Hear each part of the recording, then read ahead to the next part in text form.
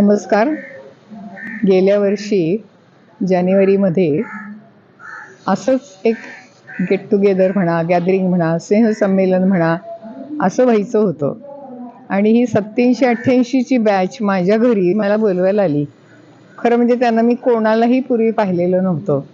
त्यामुळे कसं जाणार अशा कार्यक्रमांना, ज्यांची ओळख नाही आहे, त्या गेट टुगेदरला जायचं कसं?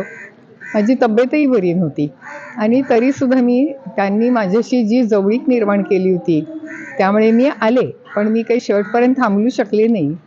आज मात्र जेव्हा मला कळलं थोडे दिवसापूर्वी की असा ह्या वेळेला शाळेमध्येच कार्यक्रम आहे, तर या वास्तूशी माझा 65 सालापासून 65 मार्चपासून जो जवळचा संबंध आहे, तर त्या वास्तूमध्ये परत आपल्याला जाता येईल आणि ह्याचा मला खूप आनंद झाला होता.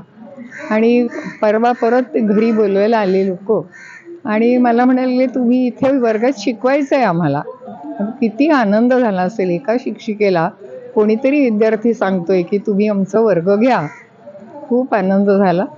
आणि आज हा जो त्या सगळ्यांची एकी बघितली गेल्या वर्षी आणि त्याची आणखी प्रतीती यावर्षी आली. आणि त्यांच्या एकमेकांमध्ये जे बंध आहेत, ते बंध मला खूप जाणवले आणि त्या बंधामुळेच मला वाटतं मी त्यांच्या प्रेमात पडले आहे. आणि ह्या वयामध्ये आपल्याला एक समाधान मिळतं की आपले विद्यार्थी म्हणजे या शाळेचे विद्यार्थी, मी प्रत्यक्ष शिकवलं नसलं तरी काहीतरी छान करतायत.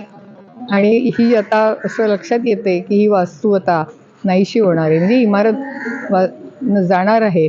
तर त्या ह्याच्यात आपण एक शेवटचं दर्शन त्या वास्तूचं घेतलं. म्हणून त्या वास्तूचं दर्शन तिला नमस्कार करते आणि माझं मनोगत मी पूर्ण करते.